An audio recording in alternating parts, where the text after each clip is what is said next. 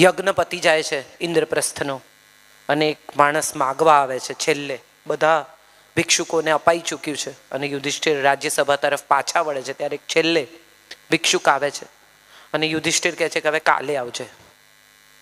અને ભીમ જઈને મોટે જોર જોરથી નગારા વગાડે છે. એટલે યુધિષ્ઠિર પૂછે છે કે શું થયું, કેમ નગારા વગાડે છે? તો ભીમ કહે છે કે તમે તો કાળને જીતી લીધો, તમે એને આવતીકાલે આવવાનું કહ્યું, એનો અર્થ એમ કે તમે એમ માનો છો કે તમે પણ કાલે હશો, એ પણ કાલે હશે, અને આ જે ધન છે તમારી પાસે એ આપવા માટે પણ તમારી પાસે કાલે હશે. આ ત્રણેય વસ્તુ તમે જો જાણી ગયા હો તો તમે તો કાળને જીતી ગયા. તમારે હવે કશું કરવાનું રહેતું નથી. આપણે બધા જ ઉત્તમ કામો ટાળી દઈએ છીએ. પત્નીને એમ કહેવું કે હું તને પ્રેમ કરું છું, પતિને એમ કહેવું કે તમે બહુ કર્યું અમારા માટે, થેન્ક યુ સો મચ. કેટલા બધા પતિઓને મેં એવા જોયા છે એવું કહેતા કે એવું શું હવે આઈ લવ યુ કહેવાનું બેવલા વેડા. પણ ખરેખર પૂછી જુઓ તમારી જાતને, તમારી પત્નીને, કે એને તમે ડાયમંડ ગિફ્ટ આપો એને બદલે જો તમે એમ કહો કે તે મારા માટે બહુ કર્યું, આ લગ્નના 20 વર્ષ આપણે સાથે જીવ્યા, સારો ખરાબ સમય સાથે પસાર કર્યો, આઈ લવ યુ, તો એને બેમાંથી શું જોઈએ છે? ધનતેરસે બધા સિક્કા બહાર કાઢે ને ચોપડાની પૂજા કરે ને મશીનોની પૂજા કરે ને બધું જ કરીએ. કોઈ દિવસ 12 મહિના જે ગરમ જમાડે છે એ અન્નપૂર્ણાને હાથ જોડીને કોઈએ થેન્ક યુ કહ્યું નથી કહ્યું. કેમ? તો કે તો એની જવાબદારી છે, ફરજ છે, કરે જ ને. જવાબદારી અને ફરજ પણ સારી રીતે નિભાવે એને થેન્ક યુ કહેવાવું જોઈએ એવું હું માનું છું. તમે તમારા સ્ટાફને અપ્રિશિએટ કરો છો, તમે બાકી એકબીજાને અપ્રિશિએટ કરો છો, તો પતિ પત્ની એકબીજાને અપ્રિશિએટ કેમ ન કરે? અને એમાંય હવે તો આ દેશમાં કામ કરતી મહિલાઓ છે, વ્યવસાયી મહિલાઓ છે જે બહુ જ મહેનત કરે છે, તો પણ સાંજે ઘરે આવીને પરિવારને ગરમ જમાડે છે. કોઈ દિવસ એની સ્ટ્રગલ વિશે વિચારીએ ને એના પેર ઓફ શૂઝમાં જઈએ તો સમજાય કે એણે કેટલું કર્યું છે.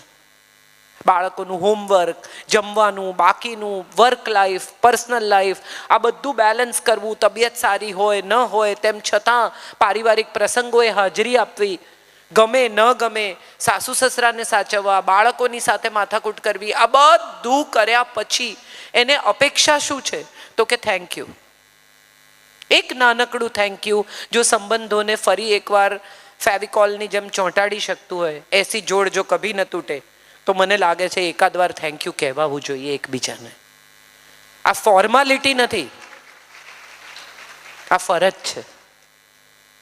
આપણે બહારના લોકોને બહુ અપ્રિશિએટ કરીએ. વિમાનમાં બધા ટ્રાવેલ કરતા હશો, ટ્રેનમાં બધા ટ્રાવેલ કરતા હશો, સહેજ કોકને પગ અડી જાય તો કે સોરી હા, લાવ લાવ હું મૂકી દઉં. કોઈ બેન બેગ લઈને આવે તો તરત લાવ લાવ હું મૂકી દઉં, લાવ આમ કરી દઉં. તમને કંઈ જોઈએ છે? આ બધાનું છે. જેની સાથે રહેવાનું છે એની સાથે આપણે સૌથી તોછડા છીએ, અને જેને આપણે 15 મિનિટ, કલાક, 1.5 કલાક વિતાવવાનો છે એની સાથે આપણે સૌથી શિવલરસ છીએ. એ ઉતરી જશે પછી આપણને મળવાના એ નથી, પણ આપણે એના પર ઇમ્પ્રેશન પાડી દેવી છે કે આપણે બહુ સરસ છીએ. અને જે પેલા રોજ આઘી ખાસ વચ્ચે ઊભી છે અને પત્ની એ જ રીતે વાત કરે, ભાઈ રહેવા દો ને અત્યારે યાર મગજમારી કર્યા વગર. અને મજાની વાત એ છે કે કોક મંગળવારે, કોક ગુરુવારે સવારે બંને જણાને કામ પર જવાનું હોય, વરસાદ પડતો હોય, પતિ સરસ મૂડમાં હોય, નજીક આવે, ભાઈ હવે અત્યારે નહીં, એટલે એમાં ઘડિયાળ જોવાની છે? કેલેન્ડરમાં લખી લેવાનું છે કે આ પ્રેમ કરવાનો સમય છે? આપણે બધા જ આવા છીએ, કોઈ એક જણની વાત નથી. હું સવારે 5 વાગે નીકળતી હોઉં, નીચે ગાડી આવી ગઈ હોય, મારે અહીંયા આવવાનું હોય, અને સંજય વહેલો ઉઠી ગયો અને એમ કે ચલ ને કોફી પીને જાને, અરે હોય યાર મારે પહોંચવાનું છે. હું પણ કરું છું, એવું નથી. પણ સવાલ એ છે કે આ બધું કર્યા પછી કોઈ એક દિવસ, એક ગુરુવારે રવિવાર બનાવી દો, એક એવો દિવસ કાઢો કે જે દિવસે તમારે કોઈને જવાબ નથી આપવાનો, તમારે ક્યાંય નથી જવાનું, તમારે કોઈને નથી મળવાનું, તમારે એ વ્યક્તિને સમય આપવાનો છે જેણે એની આખી જિંદગી તમને આપી. એ સ્પાઉસ છે, મા બાપ છે, એ પતિ પત્ની છે, કોણ છે એ તમે જ નક્કી કરો. મમ્મી રાહ જોતી હોય, ઘરડી 75-76 વર્ષની માં હોય, દીકરો ઘરે આવે મોડો, કે કેમ બેટા આજે મોડું થયું? કે ફરવા ગયો તો. ઓફિસથી આવું છું, શું મોડું થયું? તને કહ્યું છે ને તાર જમીન સૂઈ જવાનું. વિચારી જોજો કે બે આંખો પ્રતીક્ષા નહીં કરતી હોય ને એ દિવસે ખાલી રૂમ કેવો વાગશે. અત્યારે બે આંખો તમારી પ્રતીક્ષા કરે છે ને તો તમે સદભાગી છો. કોઈ તમારી રાહ જુએ છે, કોઈ તમારી કાળજી કરે છે, કોઈ તમારી ચિંતા કરે છે. તમે બેગ પેક કરતા હો ને તમને કોઈ પૂછે ને કે પાછા ક્યારે આવવાના, તો અકળાતા નહીં, જાતને સદભાગી માનજો. તમે પાછા ક્યારે આવવાના એવું તમને કોઈ પૂછે છે એનો અર્થ એમ છે કે તમે પાછા આવો એની પ્રતીક્ષા છે. નહીં તો એવો દિવસ હશે કે તમે જ્યાં જવું હોય ત્યાં જાઓ ને, કોઈ તમને પૂછનારું નથી. એકલા હોવાની પીડા શું છે ને એ એને જ સમજાય જે એકલા જીવે છે. મોટા ભાગના લોકોને સ્પાઉસનું મૂલ્ય ત્યારે જ સમજાય છે જ્યારે સ્પાઉસ ન હોય. મોટી ઉંમરે 60-70 વર્ષે જ્યારે સ્પાઉસ ન હોય ત્યારે કે તારી કાકી હતી ને મારું બહુ ધ્યાન રાખતી હતી, અથવા એમ કે તારા કાકા હતા ને અમે દર અઠવાડિયે જતા હતા. આપણે બધા જ સમય ચૂકી ગયા પછી પ્રેમ વ્યક્ત કરવામાં પાવરધા છીએ. મારે એ કહેવું છે કે સમય રહેતા રહેતા તમારા સ્પાઉસને, તમારા સંતાનને, તમારા માતા પિતાને, તમારા મિત્રોને કહી દો કે તમે એમને ચાહો છો, તમે એમનું મૂલ્ય કરો છો. કારણ કે નહીં હોય ને ત્યારે તમને સમજાશે કે અરે આ કહેવાનું તો રહી ગયું, આ તો કહેવાનું હતું, આ તો અભિવ્યક્ત કરવાનું હતું, આ તો આપવાનું હતું. અને આપણા બધા સાથે થાય છે. એવું નથી કે કોઈ એક વ્યક્તિ આમાં જવાબદાર છે. લગભગ દરેક વ્યક્તિ સાથે આ થાય છે. બીજી એક બહુ જ મહત્વની વાત મારે કહેવી છે. સરકાર બહુ જાહેરાતો કરે છે પણ છતાંય આપણે લોટરીમાં, નંબર ક્લિક કરવામાં, આ કરવામાં, પેલું કરવામાં ફસાઈ જઈએ છીએ. હમણાં જ કોઈ કે મને ઇન્સ્ટા રીલ મોકલ્યું છે કે તમારી પાસે 1 રૂપિયાની નોટ હોય તો આપો, અમે તમને 15 લાખ રૂપિયા આપીશું. કોણ છે આવું? મારે જાણવું છે. જો એમ 15 લાખ રૂપિયા મળી જતા હોય તો કોઈએ કશું કરવાની જરૂરત જ નથી.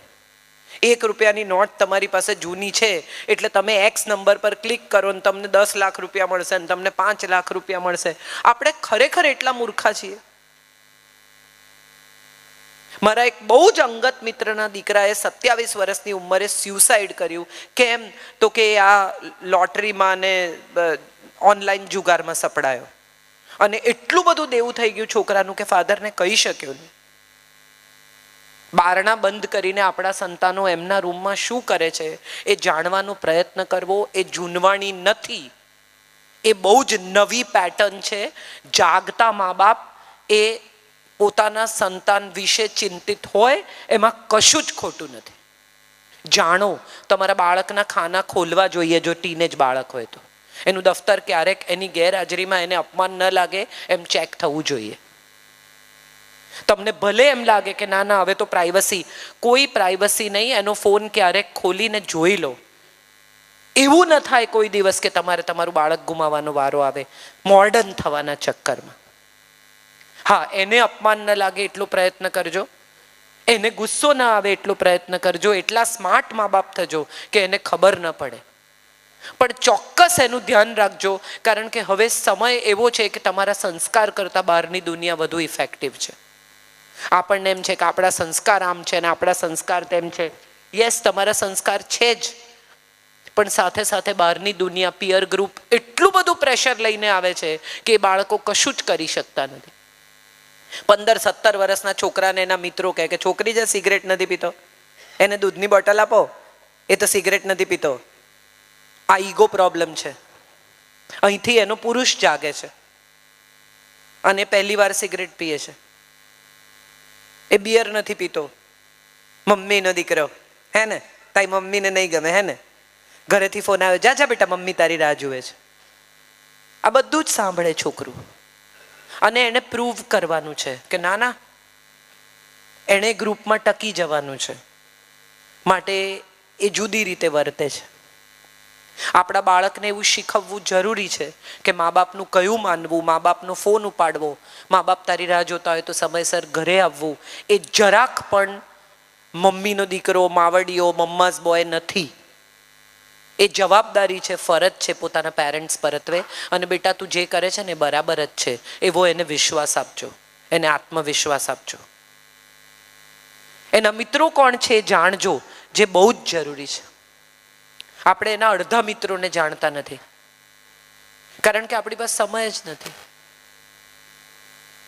આપણે એને ગાડી આપવા માટે એટલા પૈસા ભેગા કરીએ છીએ કે ગાડીમાં એ કોને બેસાડશે જાણવાનો આપણી પાસે સમય નથી. અને કોક દિવસ એ ગાડીમાં એ વીડ ફૂંકશે, કોક દિવસ એ ગાડીમાં એ કંઈ ખોટું કરતો પકડાશે, ત્યારે આપણે પોલીસની દોડાદોડી કરીશું અને ત્યારે કહીશું કે અમે તો તને આવું નથી શીખવાડ્યું. હા, તમે એને એવું નથી શીખવાડ્યું, પણ એ જ્યાંથી શીખ્યો છે ત્યાંથી એને અટકાવવાનો પણ તમારી પાસે સમય નહોતો. Let us B aware parents. Let us be awakened parents, which is very important in today's world. We don't do that. We are simply not bothered about what our children are doing. કેટલા ટકા mark આવ્યા એનાથી વધારે જાણવાનો આપણી પાસે સમય જ નથી.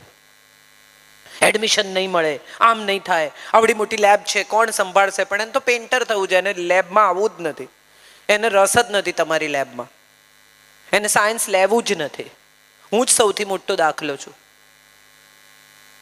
બહુ જ બધા માર્ક સાયન્સ 12થમાં આવ્યા પછી આઈ ડિસાઇડેડ કે મારે આર્ટ્સમાં જવું છે, અને મને મારા ઘરમાંથી કાઢી મૂકવાની સ્થિતિ આવી ગયેલી. મારા બધા મામાઓ, ટીચર્સ બધા એમ માને કે હવે તો મેડિસિનમાં જ જવાનું ને, આટલા બધા માર્ક સાયન્સમાં આવ્યા છે તો. એન્ડ આઈ સેડ કે મેં તમે કહેલું કે 12મા સાયન્સમાં માર્ક લઈ આવ, તારે જે કરવું હશે કરવા દઈશું. હું લઈ આવી, હવે મારે આર્ટ્સમાં જવું છે. મારી માએ મને એવું કહી દીધું કે તું જાતે કમાઈને જાઓ, ઘરમાંથી પૈસા નહીં મળે. એને એમ કે હું ડરી જઈશ. મેં સંદેશમાં નોકરી કરવાની શરૂ કરી અને મેં BA કર્યું. આજે પણ મને એવું લાગે છે કે હું બહુ ખરાબ ડોક્ટર થયો હતો. મેં જે કર્યું એ સાચું જ કર્યું ને સારું જ કર્યું, એ વાત મને રોજ સવારે ઉઠીને હું એકવાર ફરી પુષ્ટિ કરું છું કે ના I am good, I am very good. મને મૂડ ઉપર મારે કામ કરવું હોય, મારે ન કરવું હોય, મારે ઘરે રહેવું હોય, મેડિસિન તમને એવી છૂટ નથી આપતી. 7-8 વર્ષ 10 વર્ષ તમે ભણો એટલી ધીરજ જ નથી મારામાં. એક સીટ બગાડી હોત મેં, અડધેથી પાછી આવી હોત, તો ત્યારે તમારું બાળક તમને જે કહે છે એ સાંભળો, અને બાળકની સાથે સાથે શરીરનું પણ સાંભળો. તમે પેથોલોજીસ્ટ છો, ડોક્ટર્સ છો, તમે જાણો જ છો, તેમ છતાં મેં જોયું છે કે સૌથી વધારે મેડિકલ પ્રોબ્લેમ્સ ડોક્ટર્સને થાય છે. Most of the doctors are so ignorant about their bodies.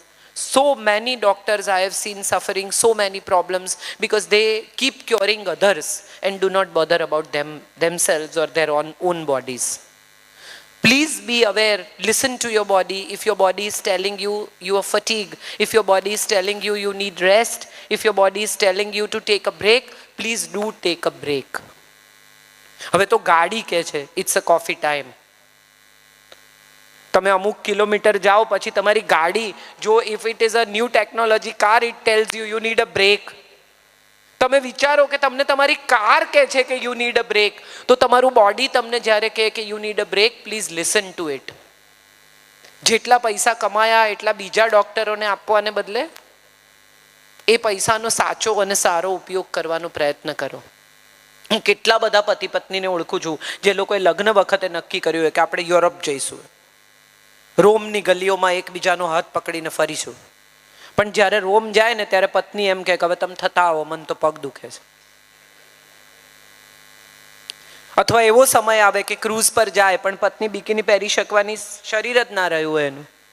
એને સપનું જોયું હોય કે હું આમ ડેક પર બિકીની પહેરીને સરસ તડકામાં સૂઈશ, પણ બિચારીનું શરીર જ એવું ન રહ્યું હોય કે પછી એ 2 પીસ પહેરી શકે. એટલા વર્ષો આપણે ખર્ચી નાખ્યા છે પૈસા કમાવામાં.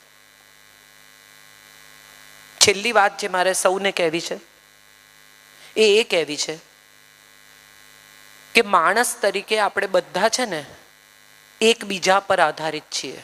તમને કોઈ એવું પૂછે કે કાજલ આવવાની છે એવું કોઈ કહે તો તમે તરત પૂછો કોણ કાજલ? તો મારી એક ઓળખ છે, ઓઝા વૈદ. કોણ છે?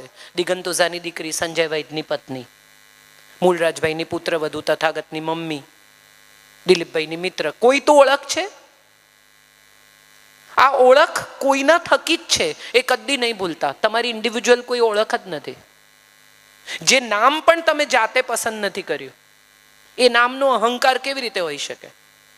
જે અટક તમને વારસામાં મળી છે એનો અહંકાર કેવી રીતે હોઈ શકે? તમે સારા દેખાવ છો તો એ તમારો ડીએનએ છે. એમાં તમે શું કરી નાખ્યું? મેન્ટેનન્સ કર્યું હશે કદાચ તમારી સ્કિનનું, એથી વધારે તમે શું કર્યું? તમારી સ્કિન સારી છે, તમારા વાળ સારા છે, તો તમે કશું નથી કર્યું, એ તમારો ડીએનએ છે. તમે સારું જાણો છો, સારું વાંચો છો, સારું બોલો છો, તો એ તમારો ઉછેર છે. એક ગુજરાતી બાળકને તમિલ પરિવારમાં ઉછેરવામાં આવે તો એ તમિલ બોલે. તમારા માતા પિતાએ તમને જે વારસામાં આપ્યું, દાદા દાદીએ, શિક્ષકોએ જે આપ્યું, એ તમે છો. So please have the gratitude to life. Those who have given you upbringing, those who have given you everything in life, have gratitude. આપણે બધા એવું માનીને ચાલીએ છીએ કે થેન્ક યુ કહેવું એ કહી દીધું ને યાર એકવાર. ના, એકચ્યુઅલી ઈશ્વરથી શરૂ કરીને, આપણા અડોશી પડોશીથી શરૂ કરીને, આપણી આસપાસના જગતને, કુદરતને, પંચતત્વને સતત થેન્ક યુ કહેવું અનિવાર્ય છે. તમે વિચારી જુઓ તો તમને સમજાશે કે તમે અત્યારે 40 મિનિટથી મને સાંભળી રહ્યા છો, કોઈએ ચેક કર્યું શ્વાસ ચાલે છે કે નહીં? હા કે ના? કેમ? ખબર પડી ગઈ બધાને કે જીવો જ છો. આટલા બધા વાયુમાંથી ઓક્સિજન જ તમારા શરીરમાં જાય, કાર્બન ડાયોક્સાઇડ જ બહાર નીકળે. તમે ઊંઘતા હો ત્યારે પણ તમારું હાર્ટ ચાલુ રહે, ચયાપચયની ક્રિયા ચાલુ રહે, લોહી ફર્યા કરે. આ કેટલી અદ્ભુત રચના છે.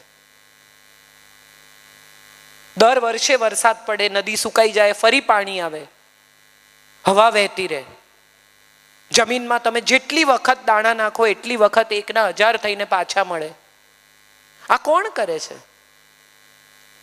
તમે વિચારો, તમારે ઘેર રોજ કોઈ પડોશી આવે, કોક દાડો દહીં લઈ જાય, કોક દાડો ચા પત્તી લઈ જાય, કોક દાડો ખાંડ લઈ જાય, કોક દાડો કપ દૂધ લઈ જાય. આવું 4-5 દિવસ ચાલે. છઠ્ઠે દિવસે તમે બારણું નહીં ખોલશો? આયો પાછો માંગવા, પાછો કઈ લઈ જશે. હવે એ વિચારો કે તમે જ્યારે મંદિર જાઓ છો ત્યારે ઈશ્વરને શું થતું હશે? ચપ્પલ કાઢો ને ત્યાંથી એને એમ થતું હશે કે આવ્યો પાછો માંગવા, માગશે કઈ. કદી જઈને હાથ જોડીને એટલું તો કહો કે થેન્ક યુ, જે આપ્યું છે એ માટે આભાર. જે મળ્યું છે એનું લિસ્ટ બનાવો, જે નથી એનું લિસ્ટ તો બધા પાસે લાંબુ જ છે. મને એમ છે કે જ્ઞાનપીઠ ક્યારે મળશે દિલીપભાઈ, એટલે આ તો લિસ્ટ તો લાંબુ જ છે. એક 75 વર્ષના માજી કમ્પ્લેન કરતા હતા કે આ તો અમારે તો એટલા માંગા આવતા હતા, પણ પપ્પાએ આની જોડે નાખી. એમને 75 વર્ષે ભૂલાતું નથી કે એમને માંગા આવતા હતા. હજી અફસોસ છે લગ્નના 50 વર્ષે. અફસોસ તો આપણા બધાનો ગુણધર્મ છે. આપણે બધા અફસોસમાં ચેમ્પિયન છીએ. શું નથી મળ્યું એ માટે દરેક, તમે કોઈ પણ માણસને રેન્ડમ પૂછો, તમે આવા કોઈ પણ કાર્યક્રમમાં આવ્યા હો ને તો તમે જ્યોતિષ સાબિત થઈ શકો. કોઈનો પણ હાથ જોઈને કહેવાનું કે તમે બહુ સંઘર્ષ કરો છો, પણ તમારે જ્યાં પહોંચવું જોઈએ ને ત્યાં તમે પહોંચ્યા નહીં. ભેટી પડે તમને કે તમે સાચા છો. તમારા જેટલું આજ સુધી મને કોઈ ઓળખી નથી શક્યું. પછી કહેવાનું કે તમને કોઈ સમજતું નથી. દરેકની ફરિયાદ છે, મને કોઈ સમજતું નથી. પણ તમે ગણિતનો કોઈ દાખલો જો, mc² + 2 આવું કઈ છો કે તમને ઉકેલવામાં પ્રોબ્લેમ થાય, સરળ કેમ નથી થઈ શકતા? બધા તમને સમજી જાય એવા બની જાઓ. એવા તમે બનતા નથી, કોમ્પ્લેક્સ છો. આની જોડે આવા છો, પેલાની જોડે પેલા છો, આની જોડે આમ છો, આની જોડે આમ છો. કોકને સાચું કીધું, કોકને ખોટું કીધું, કોકને ઊંધું કીધું, કોકને સીધું કીધું. પછી જ્યારે એ બે ભેગા થયા ત્યારે કે તમને આવું કહેતા હતા, હા મને તો આવું કહેતા હતા. તો તમે કોમ્પ્લેક્સ છો, એટલે તમને કોઈ સમજતું નથી.